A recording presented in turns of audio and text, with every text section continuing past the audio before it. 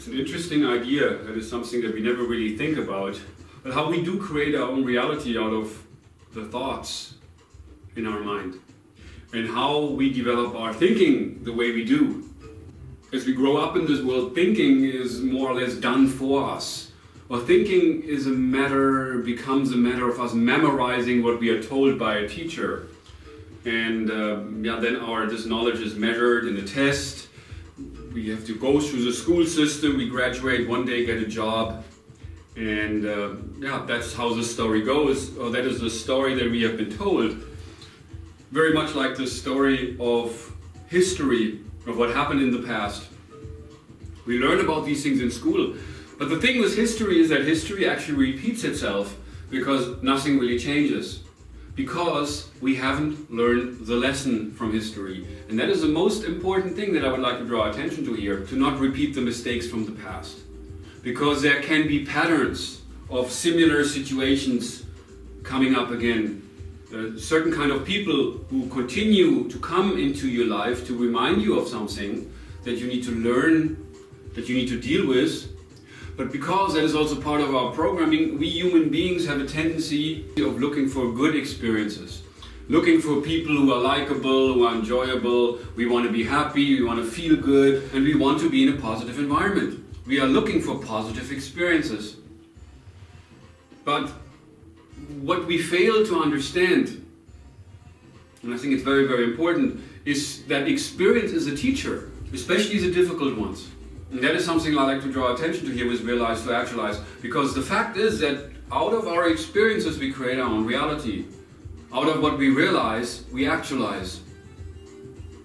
You cannot really learn that in school. Nobody can teach you that, but you can learn that. You can become aware of that. And you can practice, which is really the second step of Realize to Actualize. You can begin on the practice to direct your thinking, to not just react to the same things in the same way. To not react without thinking, but to realize there is a gap between what happens to you and your response to what happens to you. And that is really what constitutes your real freedom. Stephen Covey talked about that in his book, The 7 Habits of Highly Effective People.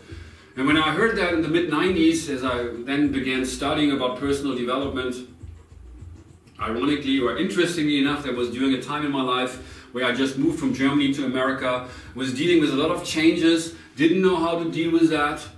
And usually how it is when we are in a situation with something that we don't like, we're trying to change that situation. Or in my example, change the person I was with at the time, a marriage, which just brought out really the worst in me. I was being triggered. But then as I began studying about personal development, I realized that I only can change myself.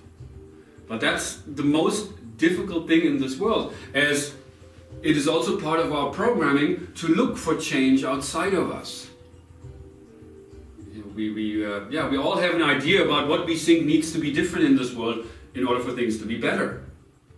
But to actually look at ourselves and to make a change, that's much more difficult. Because we all, as we grow up and we go through the educational system, we go through the motions of life, we develop a personality that doesn't really change anymore. We become the way we are. And we are attached to our views, our opinions, our belief systems, and we many times defend those against others. We many times compare others to that, because this becomes our yardstick of what our identity represents. So we measure everything outside of us against those personal beliefs or ideologies or our personality from which we look at the world. My perspective is my reality, and that's how it is for everyone. But there's then no wonder that we are so divided, and they were struggling side by side. We have been programmed, we have been conditioned to serve the system, and completely forgot what this is. And that to me is just the most beautiful symbol of our true nature, our authentic nature, which connects us to all, which brings us into this world. If you look at children, you can see their nature. You can see their openness. You can see their interest. You can see their innocence, their sense of wonder, their sense of imagination, their capacity for love, for happiness. It's all natural. But we unlearn that because we become programmed to serve the system. We believe we are free because we can choose between different career paths, or we can choose about what we want to study and where we want to live and the clothes we wear and the things we buy. Capitalism, the market which controls everything. We believe that we are free there to choose, but what we fail to realize also is that who controls the market? Who controls us? Who controls our time? What motivates us really, if you think about that? What drives us? Is mostly money, is success, is outward things. We forget to look within. There we can find our connection to all. There we see that there are no strangers, that there is no enemy. Also, this is a picture, is an image that was created by authority to distract us from what is really happening. The fact that the rich get richer, and it was always that way. So it's time for a new consciousness to arise. And that is possible only if we human beings realize that we are not the program. We are not consumers. We are not producers. We are not a Democrat. We are not a Republican. We are not an atheist. We are not a Christian or a Muslim or whatever we have been programmed to believe. Because we are spiritual beings created in the image of God. We are all children of God, and we are all one. The struggle that we have learned about and we have been engaged in against the enemy, or the struggle to be successful, to have enough, to not be poor, to always, we are pushed forward. And because of this, we don't have time to realize what this is, to realize ourselves. And ultimately, that's the most important thing, is to gain knowledge of self, is to get to know ourselves, is to learn about ourselves. And that's really what the School of Life is for. And we can do that. Regardless of how difficult the situation of our lives is, we can begin now. Now we can begin on this journey to get to know ourselves.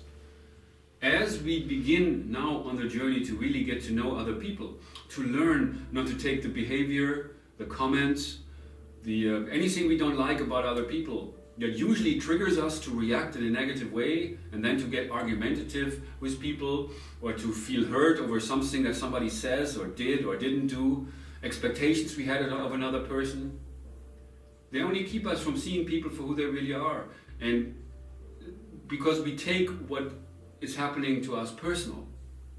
Also a very, very important lesson that is easy to realize, to become aware of, which is the first step, the realization.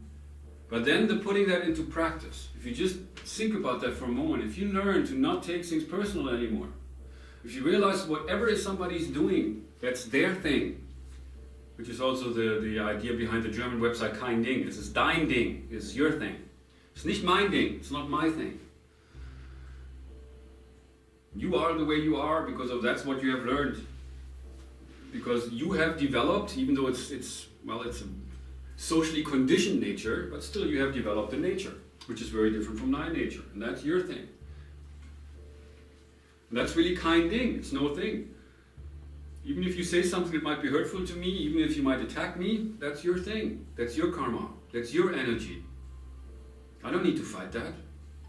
And that's really, I believe, where we can make peace in this world, as we make peace with all others. And also we come to terms with this world, which is the way it is because this is how we created it. No ifs and buts. We're all co-creators. And the enemy, or the perceived enemy outside of us, exists because we have created them to realize that we are free, that we are this. And that's the new school of learning I like to present to you here with Realize to Actualize, and also Kein Ding. Take a look at that. I appreciate your time, and I hope you can learn, I hope we all can learn, as I am also working very hard to put that awareness into practice. It's very difficult, the most difficult thing you can ever do in your entire life, but also the most important, because that's where real change begins, from within ourselves. Thanks for watching, and keep it real.